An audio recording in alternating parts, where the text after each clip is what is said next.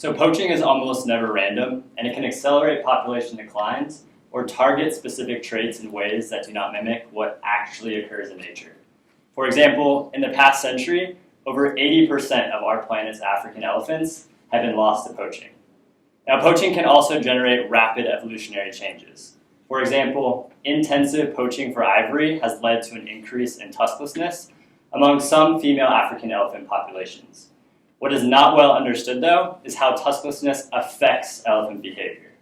You see, elephants spend around 75% of the day foraging for food, and they act as ecosystem engineers through their destructive foraging behavior.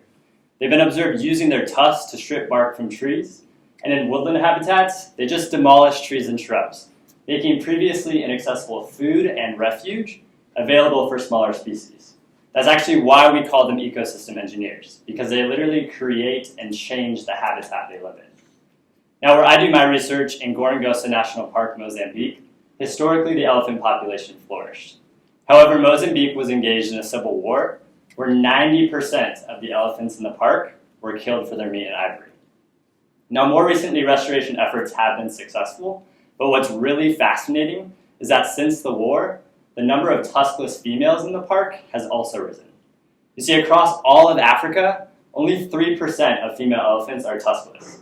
But in Gorongosa, 51% of the females that survived the war are tuskless.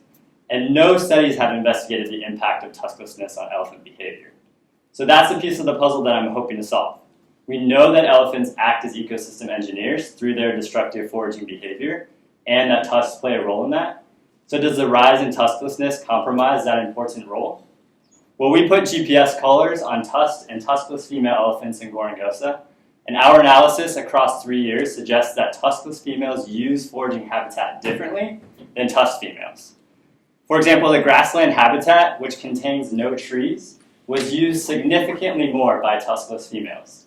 This suggests that tuskless females' role as ecosystem engineers might be reduced, and that fewer habitats are being created for the many species that depend on them.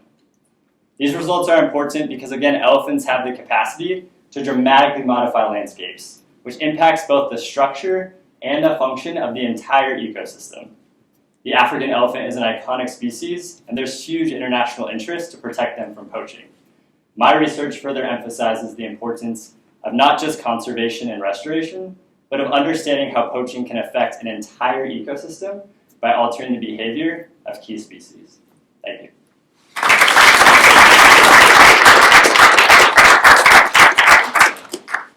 So I have to ask, how many times have you been to Africa, done this research? For this project, 3 times. 3 times? Did you grow up in Idaho, or are you from Idaho? No, I grew up in Southern California, but I'm in the Air Force, so I move around a good bit. Okay, so you've traveled a lot. And what got you interested in this kind of wildlife research? I mean, like, who doesn't like elephants? No, as a kid, I've always been super fascinated by just wildlife and animals, and particularly conspicuous animals, so animals that we see all the time. Sometimes I feel like we kind of take them for granted. And I was super fortunate to join a lab where they were doing some field work in Africa. And so I've gotten to study elephants as well as 3 different species of spiral-horned antelope. So it's pretty much a dream come true. No kidding. Every kid that goes to the zoo, that's what I want to do later. Exactly. Thank you so much. Thank you.